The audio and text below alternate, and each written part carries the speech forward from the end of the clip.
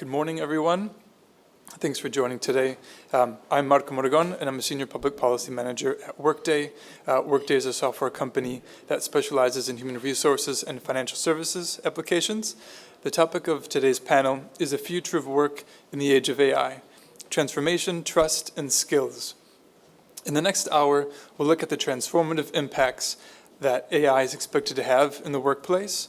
We'll also spend time talking about trust in AI in the workplace, why this is so important to our society, and what needs to be done to build and preserve it. Lastly, we'll look at skills and education.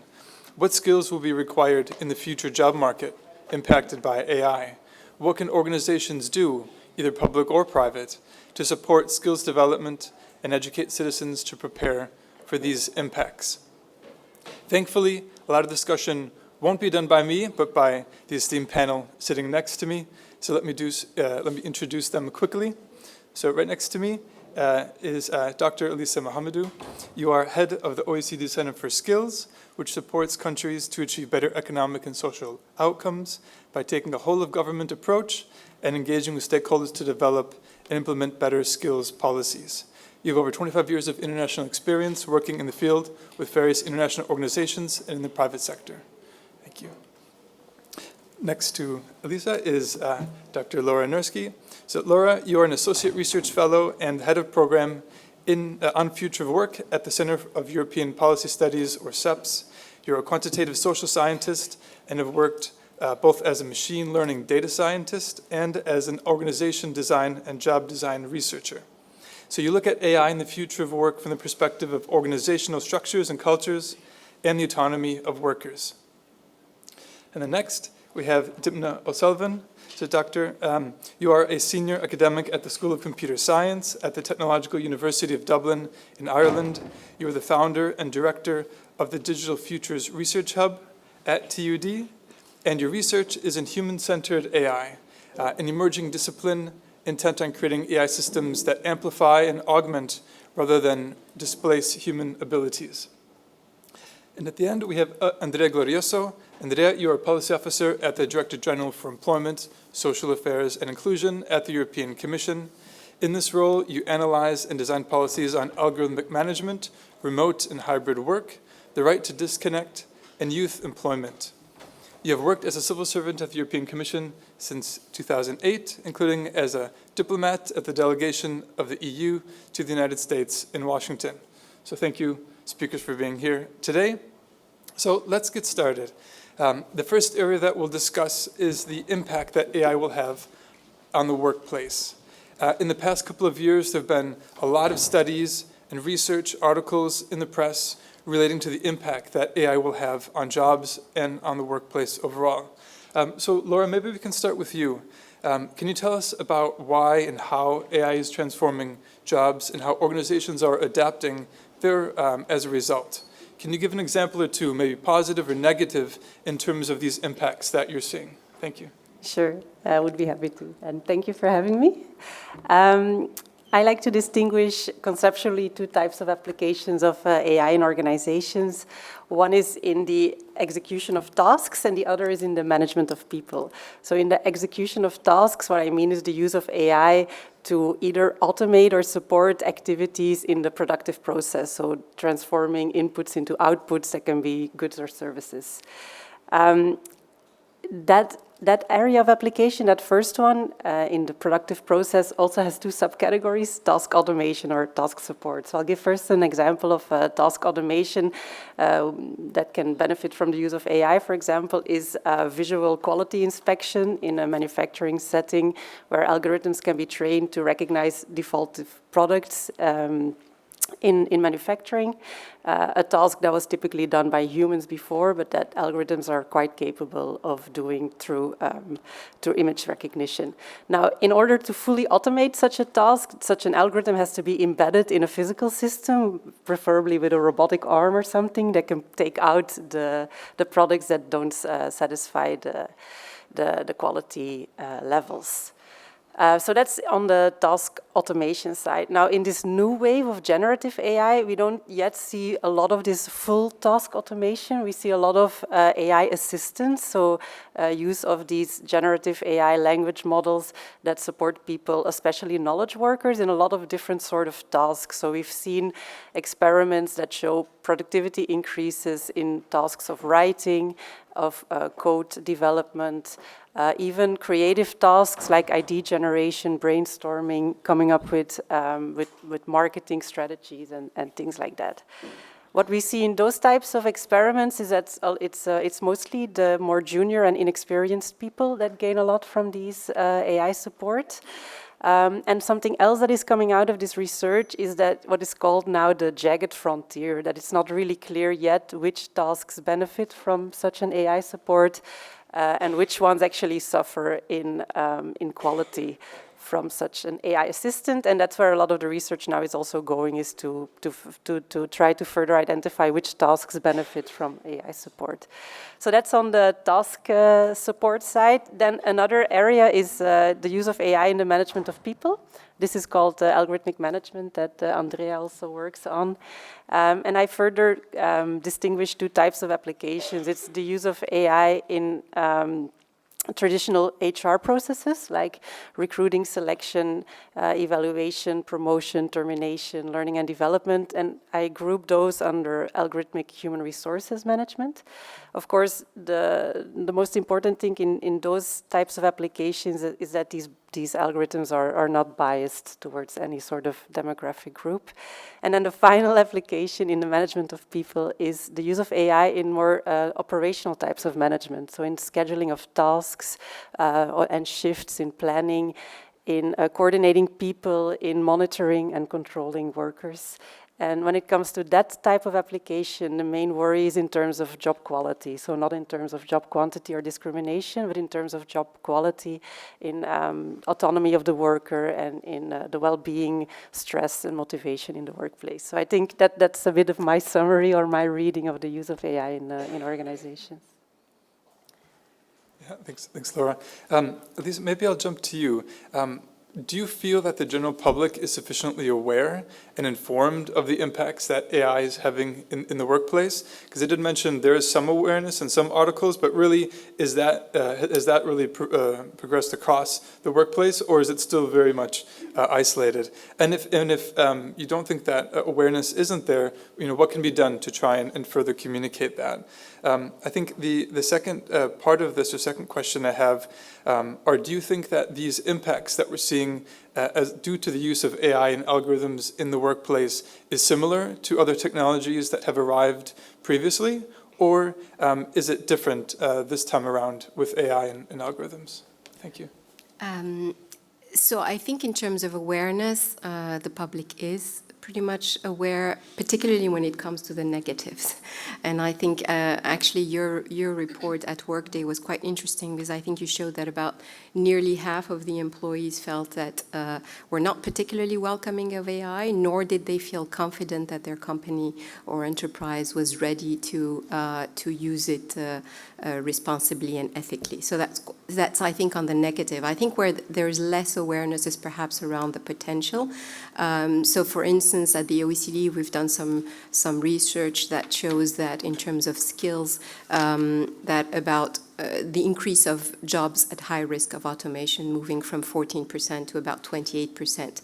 But within those, what we're seeing is that there are quite a few skills that are, at the moment at least, not yet easily automatable. And so when you're looking at high-level management and social interaction and complex problem solving. And so within those jobs, only about 17 to 27% are really automatable. So I think there is perhaps where we see potential in terms of nuancing the narrative around it. The other part is also around, I think what Laura just mentioned, is that the recent research is showing that actually AI may be supporting those with lower proficiency. So this is again very, very recent, but there's research from Brynjolfsson in Stanford and from Nyong as well, showing that in the first case they were looking at at customer call agents and looking and seeing that those, the novice ones and those with less than 2 months of experience, were actually doing better using AI than those with more than 6 months. So really kind of an increase in performance based of AI, because it just brings up in terms of the skills level. Same thing as well that was done with ChatGPT in terms of writing assessment, where the assignments were actually, that was also showed a potential increase in productivity with those with lower proficiency skills. So there's also there a potential. Again, it's very early and it's very few research, very limited, but it does show that perhaps there is a possibility. And then there's the issue of job creation, of course. And I think, you know, there's research both in the US and in a few European countries that shows that over time, the job impact, sort of the labor market impact, is more on the creation rather than the destruction. So we have to nuance, I think. So there will be certainly displacement and job displacement, but the overall net effect seems to be rather positive. And if you think even, you know, sort of just anecdotally, if you think about telemedicine and social media managers and 3D printers and solar panel installers, all of these new jobs have been created. So that's something that we're sort of over the long term see rather there. I think what could be interesting as well is really in terms of looking at the change in the job roles themselves. I think rather than just looking at occupations at a whole, but rather the change in the new jobs. And so we'll have to see how it is with this particular technology, because of course it's a lot more less segmented than in previous waves, but at least that's what we're seeing as well. So I think that's potentially also in terms of the productivity and the job creation, I would say is potentially positive, but we'll have to see, because this is a different type of wave, certainly. Thank you. Any additional comments? I might just come in a little bit, I suppose, from the academic perspective. We've sort of seen, we've had a crash course in AI impacting, impacting on our jobs and our job roles in the last couple of years, particularly since the advent sort of ChatGPT. And of course, most of what we've heard has been about, the impact of AI on assessment, and particularly continuous assessment, and this concern about, I suppose, the integrity of students' work and so on. And it was quite interesting, I think, straight away we saw some universities completely pull back from continuous assessment and go straight to exams, completely kind of, changing their work processes. But we're seeing, kind of a clawing back from that. Let's say that's kind of an extreme way to deal with this situation. We're starting to think more, and lecturers and academics are having to think about different types of assessments. We saw, kind of things like, more in-class activities, more, recording videos, reflective journals, oral exams, presentations. So that, that was changing on the lecturer's part. But I think now we're kind of moving again, and this has all been happening, I suppose, really in the last 18 months. We have to start working with these tools, and we have to start assessing students working with these tools. They're tools that they're going to use regardless. So how do we sort of bring that into our assessment, and how do we bring that to be part of the student's sort of skill set? I'm very fortunate. I'm in a computer science department, so all of my colleagues, we kind of understand these tools. We know how to do that. We see a divide between colleagues in other parts of the universities who aren't as versed in technology. So there is a skills gap there, even sort of internally in kind of, one organisation, about how we look at that. I suppose in terms of administration in academia, we would love to see some tools that might, speed up some of these kind of, a move towards, this kind of data entry, or even some kind of automated grading in some cases where it's appropriate. But I think it's, again, a kind of a microcosm of what we'll see. We have so many sort of legacy technologies and systems and structures, and it's not easy to sometimes integrate these kind of new tools easily into those processes. I think that will take a bit of time, so that part of the process might take some time. We're definitely seeing a lot of generative AI being used in the research field, whether it's from, writing, I don't want to say, but helping with publications, helping people structure literature reviews, helping people do data analysis. And it is a phenomenal productivity task, but there is an onus on us, that it doesn't erode the core research skills. That again, we're sort of teaching people how to use these tools as a productivity tool, not as a replacement, and sort of, keeping and preserving those kind of fundamental research skills, I would say. Thanks, Dipna. And of course, one of the fundamental questions is the theme of trust and ethical use of AI in the workplace. One thing's for certain is that people won't use a technology that they don't trust. And there has been an identified skills gap as well as a trust gap in AI. But maybe if we start with the trust and ethical side, for Dipna again, what ethical implications do you see arising because of the use on AI in the workplace? So what can companies do to build and maintain trust by all employees? What's currently missing to this equation right now that is generating this trust gap? Thank you. Sure. So I suppose the main one that everybody is talking about in terms of ethics and in terms of AI in the workplace is this, this potential issue around sort of job displacement and, the concern about the increasing automation of tasks and roles, performed by humans. And there are certainly, I think, ethical considerations around maybe the inequality of what may happen here. Maybe some of these jobs that are more being done by junior staff or so-called less skilled staff, maybe the ones that may be more susceptible. Potentially, you guys are talking about those, being more supported. I suppose we have to see how that goes. And I think we really need to think about what I was talking about there, how change this narrative around, how AI is a tool that can support rather than, replace humans. AI should certainly be seen as a sort of a force multiplier for human intelligence. But I think one thing that's really, really clear is that people working with AI are going to be more productive and more creative than people not working with AI. So we really have to kind of plan for a future that involves that. Another issue, I suppose an ethical issue, is bias and discrimination. That rears its head across all areas of AI, but of course in the workplace as well. We've seen a lot of focus, as Laura was saying there, on the sort of HR-based AI, where AI systems can exacerbate or perpetuate existing bias if they're trained on unbiased data. And that can lead to unfair practices, for example, in hiring, people not being shortlisted for jobs if they're outliers in these large data sets. But we're seeing more and more AI being used, I suppose, to grade workers, to make promotion-based decisions. And again, this can lead to, there are always greater risks there for marginalized groups when it comes to these types of systems, as they're not generally well represented in the types of data sets.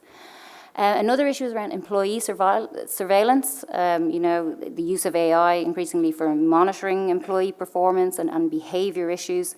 That leads to maybe an ethical concern around a loss of employee autonomy, and that can certainly create a culture of mistrust. If employees feel like they're being kind of constantly monitored, there's issues around the privacy concerns around their data as well. That can impact, obviously, clearly very much on kind of morale and creativity. And this general trend, I suppose, towards the datafication of workplaces, this idea of kind of worker dehumanization, being treated as a data point more than a human, that's again, impacts on dignity and creates to distrust. Another issue, I suppose, in AI is always around transparency and accountability. Okay, we talk about these kind of black box systems. And if AI is making decisions about employees and workers that can't be explained or that are difficult to explain, and the processes are difficult to explain, it's difficult for workers to understand these kind of decisions, that lack of transparency, it leads to kind of a lack of accountability, and again, that can lead to mistrust on the part of workers. And I think something that's really happening, is this rapid deployment of AI is kind of outpacing right now legal and regulatory frameworks. We're seeing increased use of AI, and that, can lead to challenges enforcing workers' rights, for example. Yeah, just, I think we're talking a lot about the employers and the employees, but I think it's also important to talk about the developers in that area in terms of ethics. And what we did at the OECD, we did some research around 14 OECD countries, and we looked at online job vacancies of AI positions. And those, of course, have increased, above 30% across OECD countries. And we looked at the kind of skills that were asked for. And so they had, of course, the technical skills, but they also had all of the transversal skills that we call for leadership and so on. But less than 1% of these online vacancies had words around ethical, responsibility, responsible use of AI, ethical management. And so I think, it's quite important if we talk about this issue that we also look at those who are developing all of these software and they're not being asked to actually consider these issues. And so that for us was a bit worrisome because that did not appear there. So. I also wanted to add one more thing, actually inspired by your study, Closing the AI Trust Gap, because what stood out to me there is that a few numbers, that 42% of employees don't believe that their company understands which systems should be automated and which require human intervention.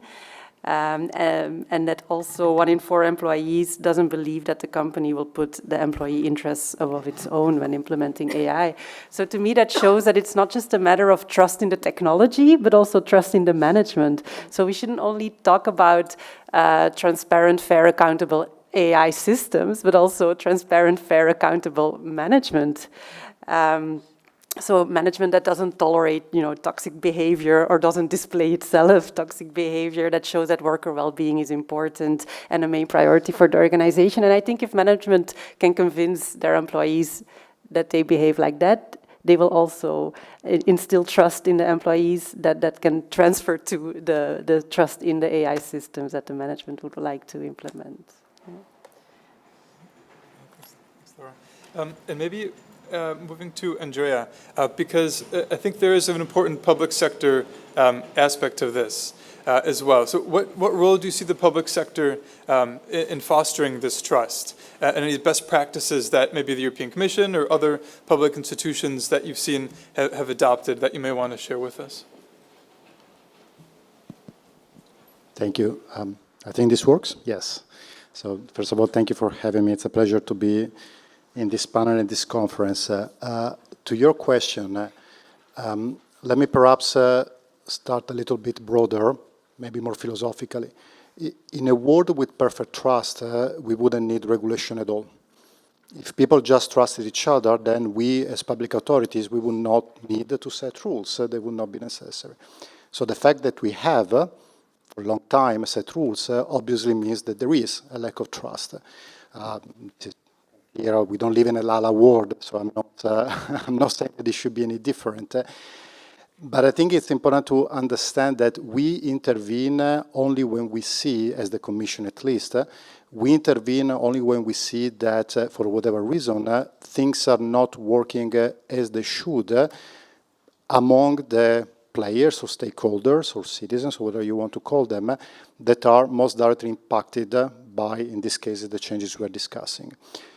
I want to make this very clear that we strongly believe at the Commission that the best way to address the deficit, the gap of trust that exists, we have data showing that, is not primarily through regulation, although, again, to be equally clear, we will propose regulation as we have done when there is a necessity, but first and foremost through dialogue, through co-design, through conflict, if necessary. Conflict is part of the workplace, has been a part of the workplace. Then the question, of course, is how that conflict is handled. There are different ways to deal with it. But I think it's very important because sometimes there are calls, and there are, at the moment, calls, I think it's, 3 days that the Artificial Intelligence Act has just been formally adopted. You can already hear calls for new regulation on the application of artificial intelligence at work. Now, please, and I'm saying this on the record, there is no decision whatsoever at this point whether such regulatory proposal will or will not appear. We are having elections, parliamentary elections, in a few days' time. There will be a new College of Commissioners, a new president around December or January. That decision will be for the new political leadership to take. But I do want to underline that in our reflections about trust, we really should not jump straight ahead into proposing regulation. There are times and moments and places where that is appropriate. There are other instances in where it is not. And if I may continue on the topic of trust, I really want to echo what I think Laura said. I hear a lot, we hear a lot that the problem is a problem of trust in the technology. And to be honest, I personally don't think that is the issue. The problem is, or one of the problems, or significant problem, is that some people, some workers, if we want to be honest, numbers at hand, several workers, many workers, do not trust the people who are designing those technologies. And are not trusting the people who are implementing those technologies, and are not trusting the people who are managing those technologies. I'm not saying that the workers are right or wrong, but we need to be clear on where the problem lies. And if we agree on this point, then of course there is a space, and there is a lot of experimentation, good experimentation already going on, to work together on developing better technologies. But the fundamental problem is not in the technology itself.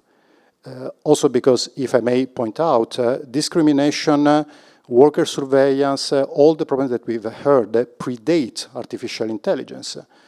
And one could actually argue that there are instances in which automated tools and technologies are way less discriminatory than human beings can ever be. So I think it's important when we look at the set of problems that we have in front of us, that we don't jump straight ahead into thinking, well, the technology is the problem and regulating the technology is the right solution. Once again, to be clear, there can be instances in which there have been instances, and there might be instances in which that is the right approach, but it is not the only, or perhaps not always the most useful and helpful approach. And one last point, if I may, which is not really about trust, but I think that at least analytically, it's important, certainly for us, that we put this point on the table. There is a lot of talk, including from the Commission, to be clear, about artificial intelligence. Fair enough. That's obviously a very important topic. Some would say it's a sexy topic. Whatever is the reason, it is, AI is in the mouth of everybody. But if we look at the topic of algorithmic management, which, as Laura mentioned, is one of my key areas of work at the Commission, which we can define as the use of fully or semi-automation to manage labor input. That's the definition you usually find in the literature. That definition does not refer to artificial intelligence. It refers to automation. Automation is a much broader concept and has a much broader scope than artificial intelligence. And the reason why I'm saying this is because we know already, we have evidence that there are cases in which very basic automation that has nothing of artificial intelligence has been used and is being used in, let's say, not very good ways. And I'll stop at that. If we focus only on artificial intelligence, there is a risk that in our problem assessment, we really miss a very big part of the issue that we shouldn't. And I talked a lot about problems, but perhaps I should have said at the beginning that our approach is not only to look at these technologies as problems, but it was already said, so I don't think it needs repeating, but perhaps just to be complete and abundantly clear, that certainly when we look at the impact of artificial intelligence or automation in the world of work, I mean, to be very blunt, we have to look at it in an economic context in Europe in which our labor markets have proven to be quite resilient, considering what they have gone through in the past 10, 15 years, but we still have a significant high youth unemployment. We have an anemic labor productivity growth compared to most of other regions in the world, at least our most direct competitors in the world, in which we have a number of other issues that we need to address. And so we also need to look at technology as a tool, not sacrificing worker rights, absolutely not, but we do need to look at AI and technology also as a way to address these issues. Thanks, Andrea. The role of skills in education is also an important tool to both leverage the opportunities that AI and algorithms can bring, but also to protect against those risks.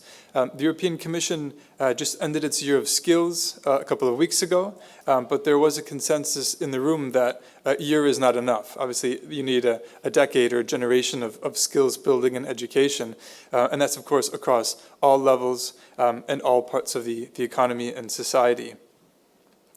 But if we look more closely at skills in AI, I'd like to get to know your views first. What skills do you see as being most in demand in the future job market that will be impacted by AI? What also should the role be for education and training to prepare for this workforce? And at the Technological University of Dublin, do you also have any good practices from there in terms of what you're doing to prepare? Thank you. Yeah, so obviously we're going to see this kind of continuation of this demand for technical skills. It's a little bit of a mixed bag. What we see there, we're already seeing, for example, programmers being replaced by co-pilots and things like that. So there's an issue there. We're certainly seeing demand for technical skills, but it's not really clear how the cards are going to fall there. Certainly we're going to see continuing demand in the sort of artificial intelligence, machine learning, the data science skills. And not only, I suppose, people who can create and develop these tools, but deploy them within organizations, that kind of idea around sort of business process management, business process reorganization, and how technology will actually fit into kind of existing workflows, I think will be something that will be really important to look at. We as you know, as we mentioned here, I think we certainly need more and more people in terms of who have a good understanding of the technology plus the regulation, because if we want to sort of start to adopt this trust by design, privacy by design, these are really important skills that will be sort of at the start of the process, let's say, of developing technologies. And we're, for example, looking at developing courses around data privacy that includes ethics specialists who will be working to ensure that AI is deployed ethically and responsibly. We also really need to start thinking about upskilling people outside of computer science, though, in terms of technical skills, and in particular this kind of idea of AI literacy. People who aren't AI specialists, people who are working across sectors, will increasingly need to use AI as part of their jobs, and they need to know how to do that effectively. In the last year and a half, we've seen, things coming out like, prompt engineers, people who can use ChatGPT effectively, people who can work with co-pilots. These kind of technologies will start to infiltrate across sectors and across other domains. So I think as a university, it's not just teaching AI now to our computer science students, it's actually teaching sort of an AI literacy kind of across the disciplines, particularly those that we think will be, more and more impacted by AI and so on. And I think we're going to, one of the things I would really like to see is bringing more things like, sort of the social sciences into computer science, right? It's exactly what you were talking about there, Andreas. These are, technology is going to change how we live, how we work, how we play. And if we want to do that on a sort of a broader level, bringing those kind of people that have been studying these issues like bias and discriminations for hundreds of years, and, bringing those kind of skills back down to the sort of technology level. There's no doubt, I think, the kind of transversal skills about learning agility, being able to adapt quickly, that's really, really important. These tools are going to keep coming at us and people are going to have to adapt to them quickly. In terms of, I suppose, education, I think we have to start thinking a bit differently. We have to sort of expand our new models of education for the digital transition.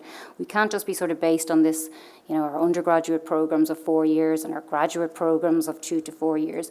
We need much more focus on sort of continuous education, flexible learning paths. We need to develop much sort of smaller, more flexible programs like micro-credentials or certification, so that will allow kind of professionals to gain these new skills more quickly. And, if these things need to be done at scale, if workplaces are going to sort of change, then education systems need to do that too.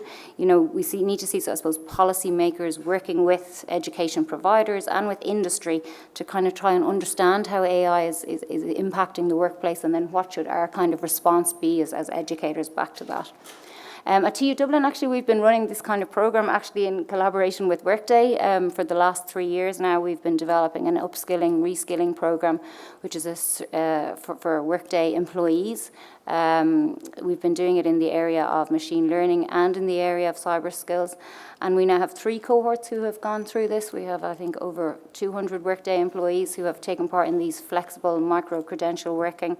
And we see real benefits, I think, from that partnership. You know, obviously it's giving skills and so on to individuals at Workday. But from our point of view, I think we're really, that integration with industry is really allowing us to see what are the skills. It is different what people actually in work, the skills they need, than somebody who's going through a kind of a 4-year or a 2-year program. You know, we have to think about how we're delivering that content in a much more flexible way to a different type of learner, a much more mature learner who's coming in with a different set of skills.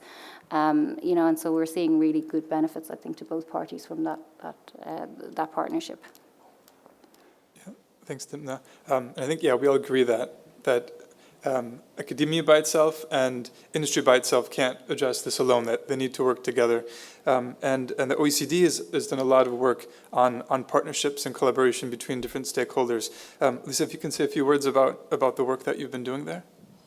Yeah, so we do, we try to advise countries, and that means really at large, both the policy makers, but also the other types of stakeholders. And what we're trying to do is really sort of trying to first align the objectives. So for us, it's important that there's shared understanding of the outcomes. And then it's really about trying to get at the country level also resource pooling. And it's not just the financial resources, it's also the technological platform, it's also the data access, and the human talent as well. So that's one thing. What we're trying also to do is really trying to look into the knowledge sharing. So we're working as well with private companies in terms of both data access, but also trying to see the trends. So we've been working with Microsoft and LinkedIn and trying to see where the demand is and trying to see there where perhaps precisely the education and training policies can match those. We focus very much on vocational education and training because the technical education, we think, has that sort of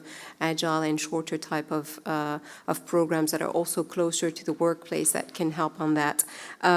So I think that's what we're trying to do. We're trying also to raise some of the data points that I just mentioned as well, that to try to raise the awareness about perhaps some of the blind spots that we'd like the policymakers in the countries at large to look into. And I think perhaps, just to follow up on what Jimpa said is, I think, that's all well and done. I think one area that perhaps we should start thinking about is also, we're talking a lot about automation and AI replacing the repetitive and sort of uninteresting tasks. And so that humans can then focus on the more complex tasks and the more sort of, but the complexity is also mentally taxing. I think, for all of us, having a routine task is also, it is in a way certainly pleasant at times to just, sort of do something. So I think we need to be also starting to look at the mental health impact of focusing increasingly on complex tasks. So we've seen some research, for instance, in terms of automation. I agree with Andrea in terms of trying not to mix concepts, where we saw that those employees who used sort of were more, had those tasks being taken away, were more enjoying work in the manufacturing sector. I'm not sure that is, the more we go into these type of systems thinking and sort of business process management and so on, how that impact will be. And I would be really interested that we start also looking into that, because really calling more and more on people to, will be great, you'll be doing the complex stuff and the really sort of thinking all the time, but that has also potentially an impact. So I think it would be good. So that's the kind of work that we do, trying to raise some of these points as well. Thanks, Lisa. Maybe also to Laura then for a next question regarding, are organizations doing enough with upskilling and reskilling their employees? Are they investing enough? Are they actually understanding the needs and then transforming those into skills development for their employees? Or do you think more needs to be done in this space? So what is enough, right? So when you asked me this question, I started thinking, well, to answer what is enough, we need to look at a sort of target, right? So in Europe, we have the target that by 2030, 60% of people should have taken training in the last 12 months. That was defined in the European Pillar of Social Rights Action Plan.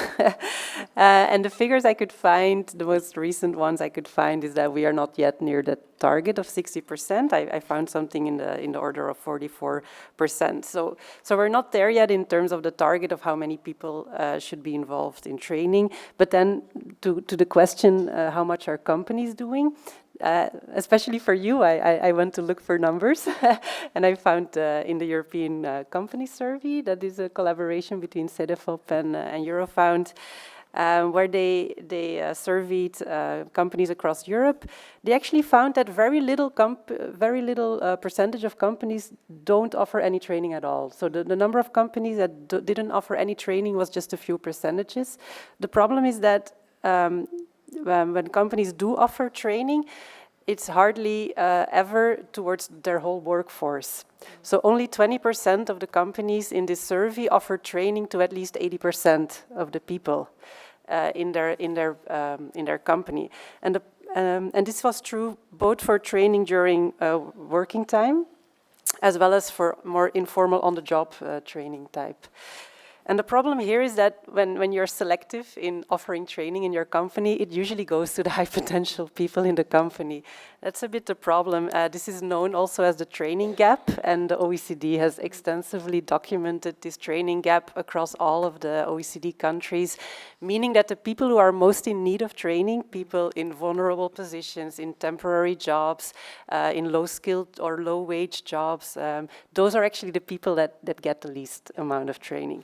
So when you ask me what companies could do, then the first recommendation would be to extend training actually to the whole workforce, not just the high potentials, and then make sure that the most vulnerable people, also those people in jobs at risk of automation, get the training they need. But that's just one thing. Focusing just on skills development is just part of the picture. Effective skill use in organizations goes beyond just skill development, you know. The definition of a skill is the ability to execute a task well. And that's just the ability, but then there is also the motivation to do the task and the opportunity to do the task, you know, so being able to, being willing to, and being allowed to. So then we get more on the side of how is the work organized? Are people stimulated to take on new tasks or to take on new responsibilities? Are we creating motivational jobs? Are we enriching jobs, you know, both in the width of the job, getting a bit more extra tasks that are near your original tasks, but also in the depth of the job? Are you allowed to make the decisions that help you perform well in your job? So that would be my two recommendations: extend training to the whole workforce, but also not just focusing on skills development, but also on effective skills use through motivations and opportunities. Yeah. Thanks, Laura. So a key challenge is both the opportunity and the motivation. But the question is, what will happen to workers who are maybe unable to obtain those opportunities? They're not given them at work, or others that may be unwilling to upskill or to reskill for different reasons. Should they be left out in the cold, or what are the social policy instruments or maybe protections that could be available to them? So, Andrea, if I could get you in on this question, your thoughts on this challenge. I'm tempted to answer yes, they should be left in the cold and say what newspapers will write tomorrow.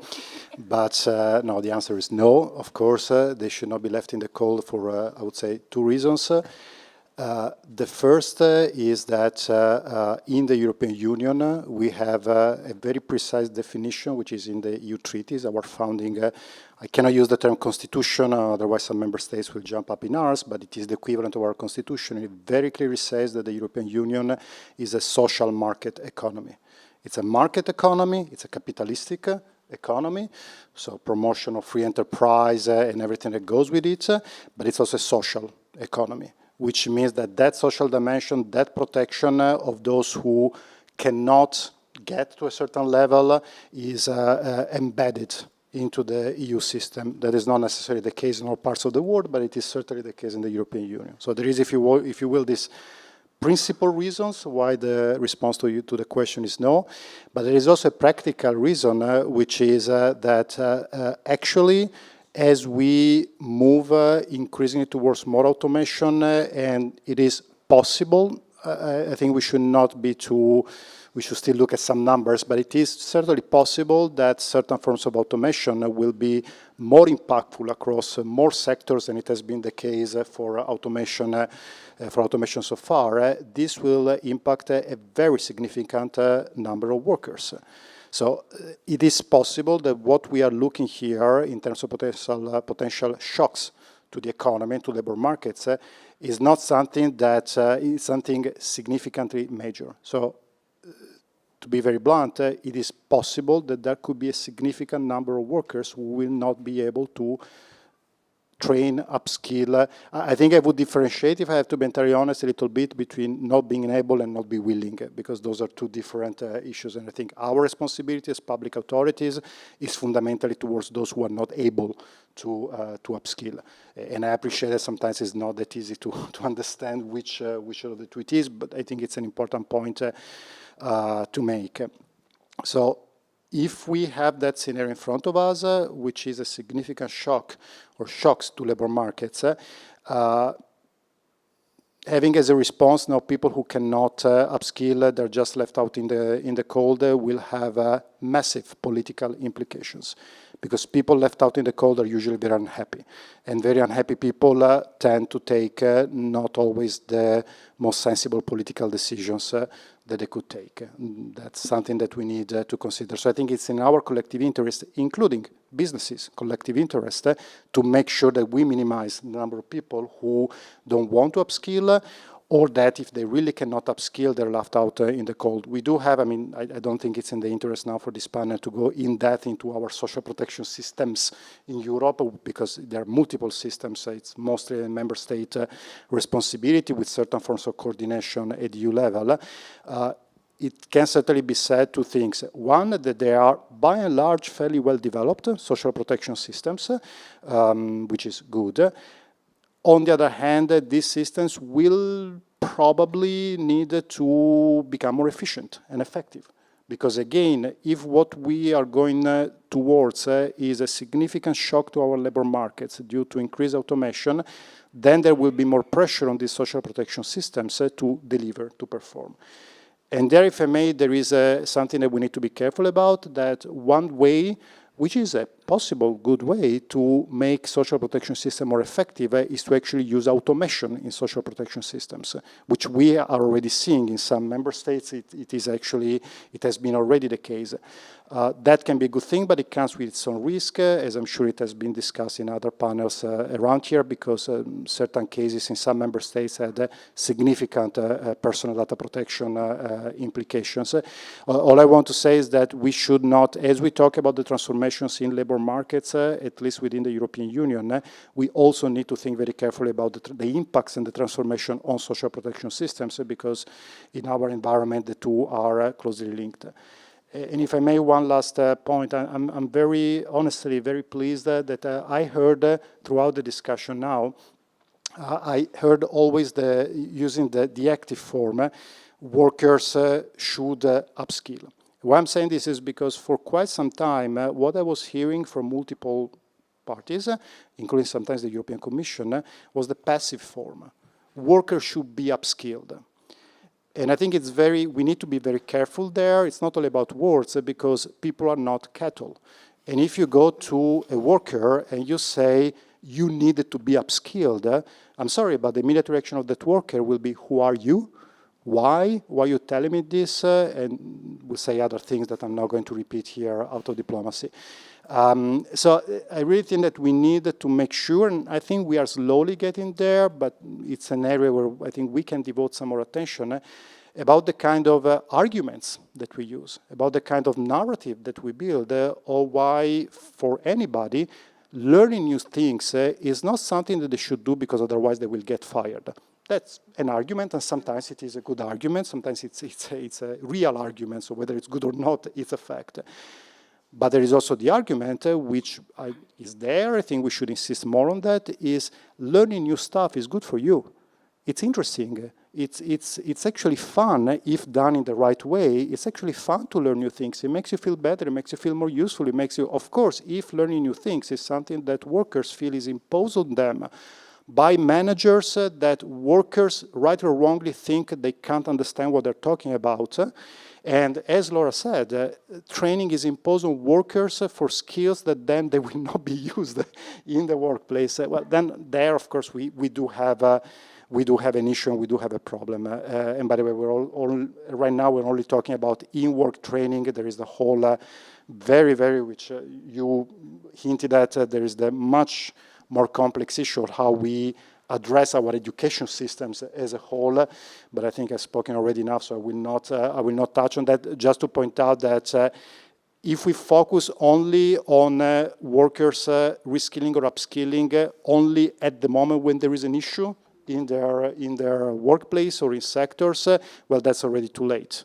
We do need to become better at trying to the extent possible, to predict early on what should be done with our education system, which tend to have a rather longish pipeline, both in terms of reform and in terms of how long it takes to educate somebody from the time they enter into primary or pre-primary school by the time they get out of it.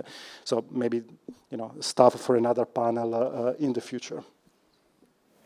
Yeah, I fully agree with Andrea. I think we need to be careful with the politics of fear in that sense. And I think we have rational human beings in front of us, we all are. And some of the research shows that the return on investment of upskilling and reskilling just takes sometimes 5 to 10 years. So if we're talking as well in terms of aging, we're looking at some workers at a particular point in time in their career who may very well be thinking, why? What for? And that thing. And then when we add on it the point that a lot of us have no idea what the future of work will be. So you're talking to people who will tell you have to, but they themselves, are looking at not lack of clarity on what the work itself will be like. There's an issue of credibility as well of the ones calling for upskilling and reskilling. So I think we need to be careful in that sense because I fully agree with Andrea. It's not just about you have to because otherwise you're out of a job or you're going to be useless in the work you are or you're going to fall back into manual and routine. So it's just I think we need to be very careful about that. I fully agree. Okay. All right. Now we want to hear from you. So we've touched on a couple topics already. I see some hands. That's great. Maybe we'll take two. If you could introduce yourself as well. Thank you. Hi, Mark Val. I'm security specialist, and I'm listening, and I like a lot of the things that have been said ring a bell. But I have a question, and it's based on what I saw as a report this week by PwC, who said that actually people who practically can apply AI gain between 6 to 25% in salary, which is a big carrot, I think, up to 50% if they want to. But the biggest issue is to find objective, practical training. There's too much fake training or very expensive training where people say, I can't afford it, I want to learn it, but it's too expensive, or it's just fake, they don't learn anything. What is your suggestion to help that issue? Can take a second question. You can answer. Thank you. Andrew Adams, Meiji University. Building on what you've just said, but also going back to one of the things you said very early on about generative AI and its use and its improved productivity in those who are maybe less skilled.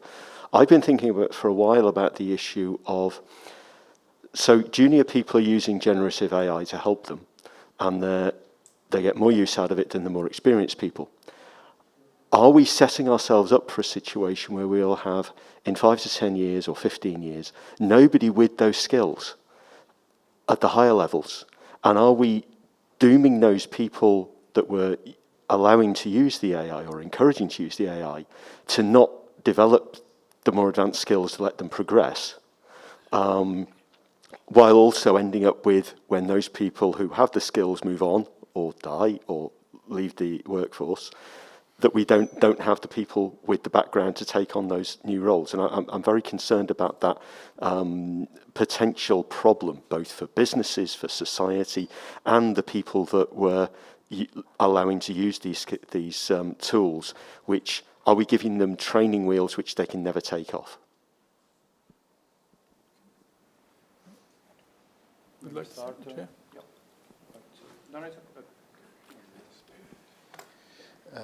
Two great questions. So on the first one, how do we find or create or facilitate effective training, which is an issue, I agree with you, because this is, as I said before, this is now a very sexy technology, and as it often happens in these cases, you have all kinds of stuff happening. I mean, I think that I would not think that a good idea would be for the European Commission to start saying this is a good training, this is a bad training per se. Because this would, first of all, in our system, member states would never allow it because education and training is very much a national competence. But more than that, I don't think we are seen as trustable enough in this particular area that people would then necessarily.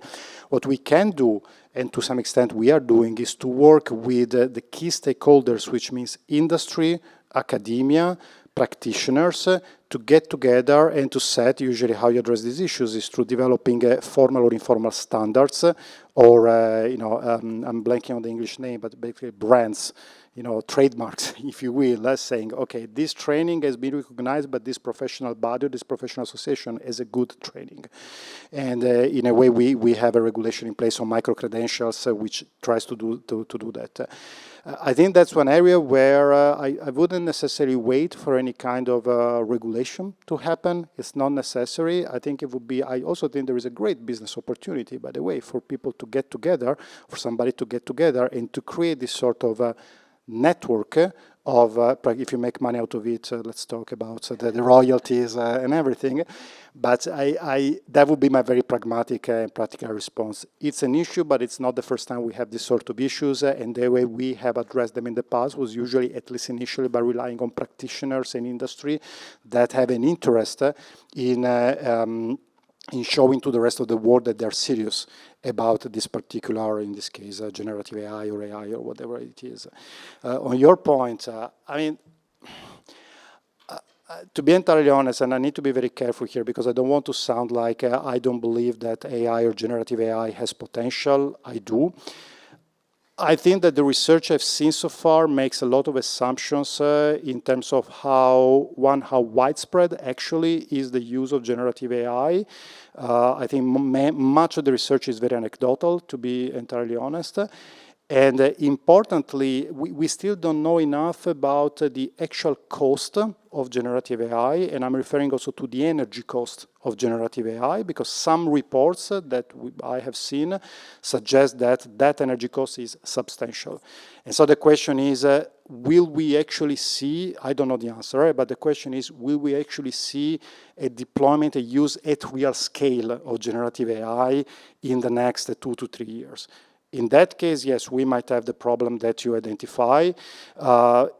In the other case, people play with a lot of different tools and they use them. I think there is a very significant responsibility of managers in a very broad sense, superiors, managers, mentors, the people who actually work with the younger workers, to also try to tell them and convince them, look, this very cool, shiny tool that you're using is great, but to some extent it's making you dumber. So try to reflect whether that is really the career path that you want to have. Once again, as I said at the beginning, I think the solution lies in the human interaction, in the human responsibility of older, senior workers, managers, etc., to also help the younger. Then the young usually don't listen, but that's a different issue. Can I add something?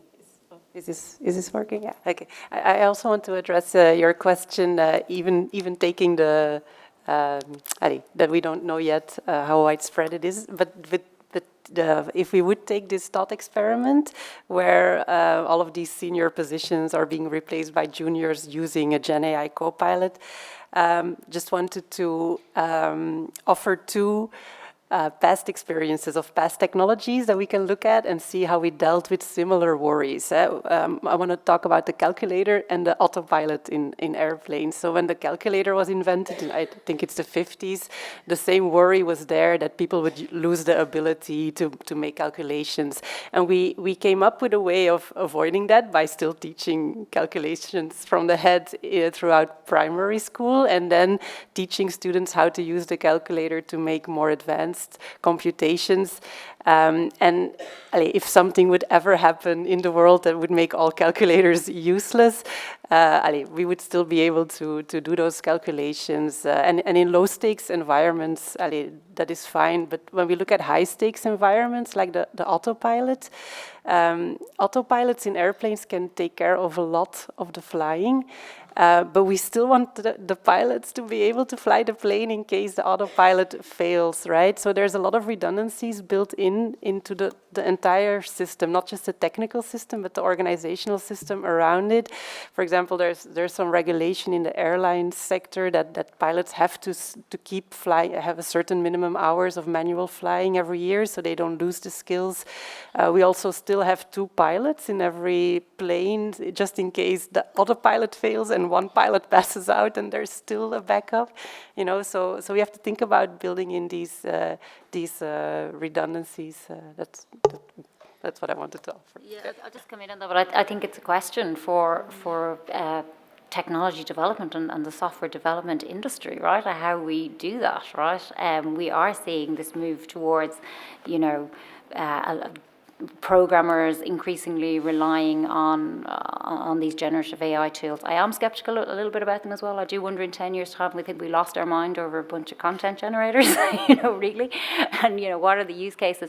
But, you know, we talk a lot about, we have to teach analytical skills and critical thinking skills, while at the same time just providing the tools that are going to do it, and there's these kind of efficiencies. So I think it is on us as educators, but also managers, we have to build in the scope for those and the stopping points for those critical thinking skills, those analytic skills. It can't just sort of be handed over to the machine, because we're just going to get a kind of an implosion then of sort of, you know, model collapse as well as everything else. But I think it's a question for the industry about, you know, what is that sort of, and we spoke about as well, that sort of day-to-day training on the job. You know, don't just hand it over to the machine. What are the stopping points? What are the guardrails? Where are the checklists? Where do you have to think, right? I think on the training provision, I think one thing that we're seeing is certainly the modularization is really important, because there's also the whole point of recognizing prior learning. A lot of this can be built on, so I think that's important rather. However, the issue of quality assurance becomes even more important, because we see a proliferation of training providers, and that's where the quality assurance is really important. And on the young people, I think, you know, there's certainly the expectation, as we see now, of entry jobs to be higher skilled, in the sense that you have at least to be comfortable using AI. At the same time, I think one of the opportunities with AI is also to increase the pool of diverse workers, and I'm thinking particularly when it comes to disabled persons, because we're struggling with the disability the employment gap, really, where you have about 2.3 times more likely to be unemployed than people without disability. And so with the possibility of AI really helping with enhancing accessibility, but also really making automating routine tasks so that disabled people can focus as well on much more where they excel at, I think is also important. So there's, you know, it's always, I think the whole AI discussion is extremely nuanced. There's always the trade-off that you see. But I think in this particular case, and we're seeing a lot of us, I think, are uncomfortable with voice cloning. Certainly I am, but it is extremely useful for people with speech impairment. So it's really where the whole issue of ethical and guardrails is really important, because there is a trade-off constantly of positive and negative. I forgot to finish my final thought to Andrew about replacing the seniors with juniors plus co-pilots. We don't have to do that, right? It's not a predeterministic thing that has to happen. I did a case study in an organization that adopted an AI assistant to answer questions that came in via email, and some of them were very repetitive questions, and the AI worked very well for those. Some were more complex questions that people still handled themselves. And then I asked the managers in the different teams, like, now, how do you distribute the types of questions to the people in your team? And some managers indeed chose the first option, giving the juniors the more repetitive questions where the AI support could help them, and keep the difficult questions for the seniors. But that meant that the juniors never had the opportunity to learn. But I also spoke with other managers who intentionally said, I don't do that because I want the juniors to learn and to grow into seniors, because at one point the senior is going to leave and I don't have any seniors left. So it's the human decision of the manager that divides the work among the team that is going to determine whether this effect will take place or not. Yeah. Great. So a couple more hands to here right in front.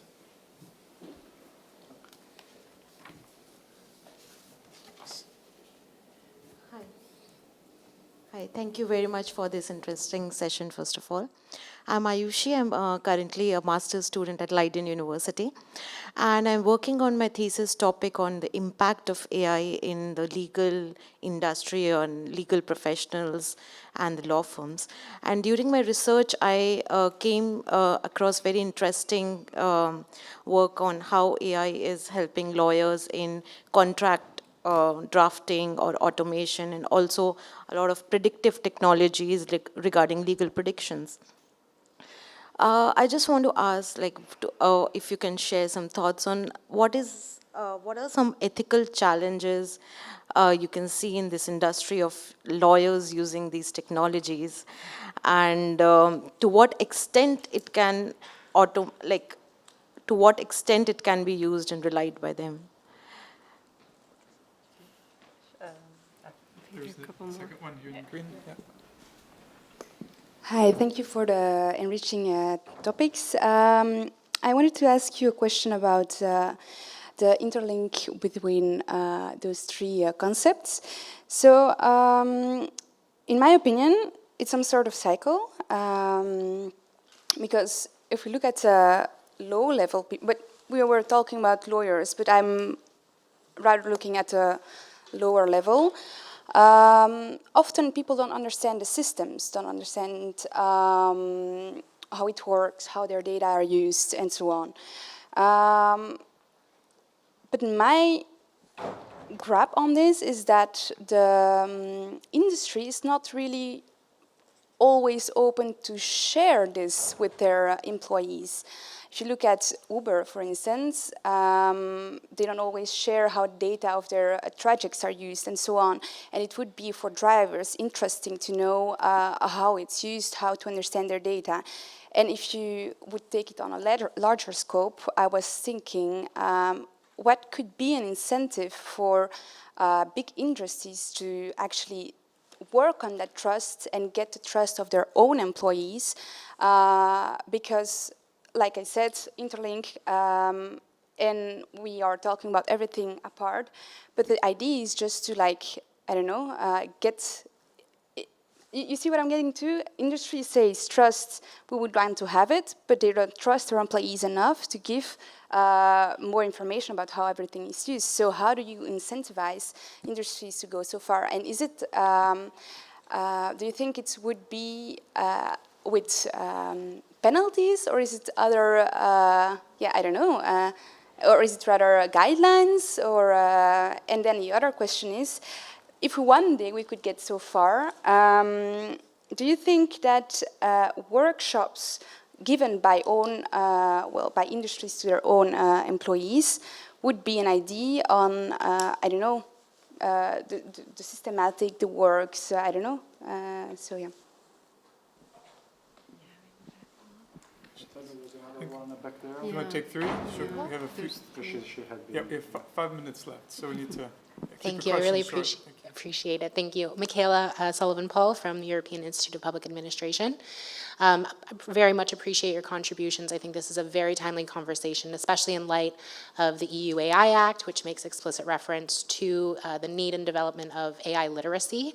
And in this sense, I'm particularly conscious about how AI literacy transfers into public officials, authorities, and regulators. And so I have a question specifically for Andrea about kind of your confidence and your perception of AI literacy amongst your colleagues, amongst public officials, if there is sufficient initiatives to ensure that those who are tasked with ensuring that AI is responsibly and ethically, procured into public administration, public sector is sufficient, and what additionally could be done to ensure that those who are at the forefront of AI procurement for the public sector are sufficiently educated about AI specifically. Thank you.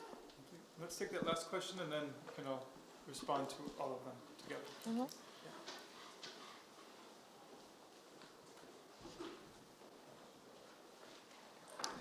Hi, I'm Mark Karras, and I'm with a Horizon Europe project called Bias on Gender Bias in AI that's used in human resource management. And I have a very practical question following up on the training issue. So we, in our project, are in the process of developing a series of trainings and capacity buildings for HR managers and AI developers about gender bias and how it can be addressed and combated.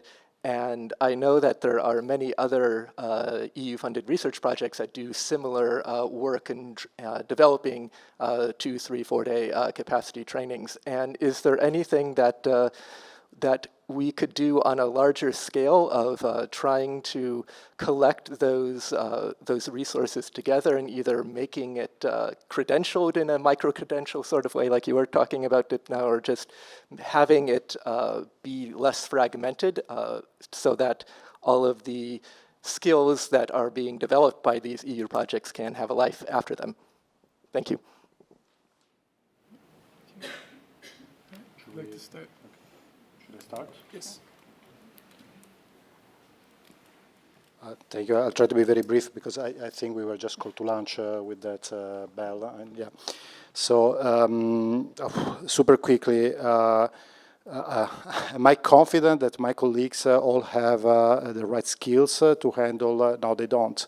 But that's also quite normal because this is a relatively new phenomenon. It takes time, as you know very well, to train a workforce, which, let's also be very clear, was not hired with that purpose. So you also need to keep in mind that we have a lot of colleagues whose job is not to do that. And I think this leads to my qualification, to my response. I don't think, maybe this is kind of anathema on this panel, but I honestly don't think that everybody needs to have advanced AI skills in this world. There are different levels of competence, different level of expertise that you need to have depending on what is your specific training. To be clear, the colleagues who have designed, developed, negotiated, and are now going to enforce the Artificial Intelligence Act, yes, I can assure you they are very competent in what they do because they received the right training. More could be done, probably yes, I'm sure it could. That's also a question of budget, as you know very well. On the question of lawyers, well, lawyers already have precise ethical rules that they need to follow. And personally, I don't think that AI massively changes or generative AI massively changes what those ethical rules are or not. There can be discussions on the adaptation, on the implementation, but the rules are quite clear and they should continue to be used.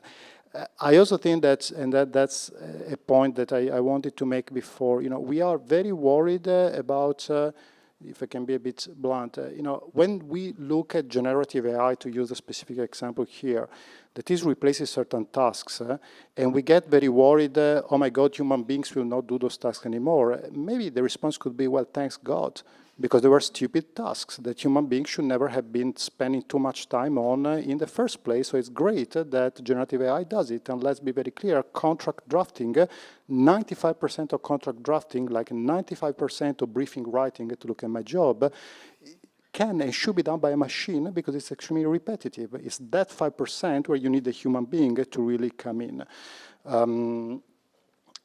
Maybe for the other question, because I don't want to take the floor from the others, on the Horizon projects, maybe we can talk later to see what are the best. Yeah, there are ways to do it. Let's not forget that Horizon projects are research projects, so normally they do not have immediate implementation effects on the spot, but I agree with you, which I think was the subtext of your point, that bit better coordination between different projects could be advisable. So maybe let's have a chat after the panel. And the incentives for companies, I think there was a question there on what are, I don't want to respond in a very abstract way, but incentives are different depending on the situation. Sometimes fines are the right incentives. Sometimes regulating before a behavior is the right incentive. By and large, I think that the real question is, does a company have an actual interest in its workers? Because if the company has an interest in its workers developing, in its workers being happy, as much happy as you can be working, it's not a kindergarten, it's a job. So, maybe you don't go to a job just to have a party. But if a company has that interest in mind, then they will share as much as they can possibly share.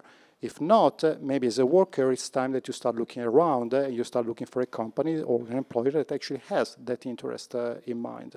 And I will stop here because I really want to give the opportunity to the other panelists to come in. Oh, yeah, sure. I suppose just on the lawyers, I suppose what would be the two main ethical aspects you would need to think about there? I think accountability. Okay, if an algorithm is making a decision, who's responsible for the output of that decision? Who's responsible if that decision is the wrong one? So accountability is really important, and I suppose the human oversight aspects. What parts of the process are completely automated? Is it partially automated? And also, is human definitely the sort of final stopping point? And transparency around that decision making. They would be the two, I suppose, main ethical issues to think about. Just in terms of the Horizon projects, I agree. This issue around sort of sustainability of projects. You do them for 2-3 years, they finish. What happens? It's a huge issue generally in research, and it kind of just probably scope to even have a broader conversation about, sort of continuous funding of projects and evaluation of projects at different stages so that they go on further. Some of the things we've been looking at in terms of research projects are models around train the trainer, okay, so that, you're not just doing a piece of research, but baked into that is a work package on, facilitating training for a larger group of people that can bring that training forward. I also think we really need to be tapping in a lot more in our space into our sort of national informatics bodies and associations like the ACM, the IEEE. They can be facilitators for these kind of more general literacy, bias trainings, those kind of things that you're talking about. And again, I'm happy to talk to you about that afterwards. I don't know. Is there still time? Yeah? Okay, I think a lot has been said already. I just wanted to come in also on the lawyers, just from another perspective than the ethical one, just on the tasks. I think the jagged technological frontier is also applicable in the case of lawyers. We've seen Gen AI taking law exams, for example, but I've also seen studies of Gen AI assistants that students can use when taking law exams, and then those studies show that on the multiple choice exams, students gain a lot from this assistance, but on the essay type questions, they don't gain any quality increases from this Gen AI. Another study that came to mind, an anecdote that came to mind is this US lawyer that used ChatGPT when it just came out to build his argumentation in court, and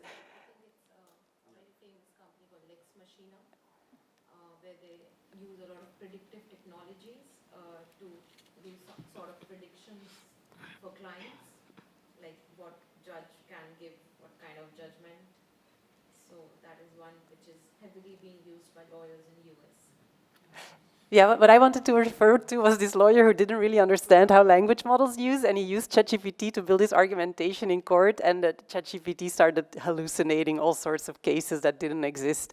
So I think this is also important to understand in the case of the law. Language models don't care about the truth. They care about associations, probabilities, that two words go together hand in hand. They don't care about the truth. So you have to think about low stakes and high stakes applications in cases when the truth is important. I would wait a little bit before using language models. We do have seen that the rate of hallucinations is going down with the more advanced models. I think hallucinations were 3, 4, 5 times more common in ChatGPT 3.5 than in 4.0. But still 20% hallucinations in the fourth generation is still a lot. So I would recommend when the truth matters, then wait a bit until the hallucinations go down more. Last word to yeah, thanks. So I think I agree, of course. I think there's the issue of the efficiency of the use, and then there's the ethical part. And I think there's also the social acceptability. I think if you go beyond the lawyer's work and go into sentencing, that's one where a lot of, I think socially you would be quite uncomfortable if it goes up to that level. And that's where Copilot, I think, particularly in the legal sector, is important. When it comes to not understanding the system, I think your question is very valid in the sense that it might not necessarily be about not understanding. It's about not having access to it, to the understanding. I think, it's quite telling that only a couple of weeks ago we've had NVIDIA sort of understanding what went behind ChatGPT. So I think there's one thing about disclosure that will be essential in the regulation that comes out. And I think there's a lot of standing behind the issue of open source risks to use it against, sort of disclosure. I think we need to be careful on that. On the learning on the job, I think, yes, certainly work-based learning is the best tool to learn, as long as it includes as well the transversal skills, because what we don't want is to prepare people only for the use of a specific software or process in a company. So that's important. And then on the AI literacy, I think that's really, for me, one of the crux of the problem, in the sense that we are in the situation where most of our countries have, people have, very low basic digital skills, and now we're asking for another level. And so I'm worried, even though we're talking about perhaps disability access, at the same time, the huge gap in terms of inequality that may come out, because going back to the first point of upskilling those who are already quite skilled. So I think that's one of the issues, because we're not even close enough in terms of basic digital skills. And if we add onto it the aging of the countries in which we are, that adds up another level of complexity. And I think that's what really where some of the initiatives need to focus. All right. Well, thanks, everyone. Thanks for the speakers. Round of applause to everyone.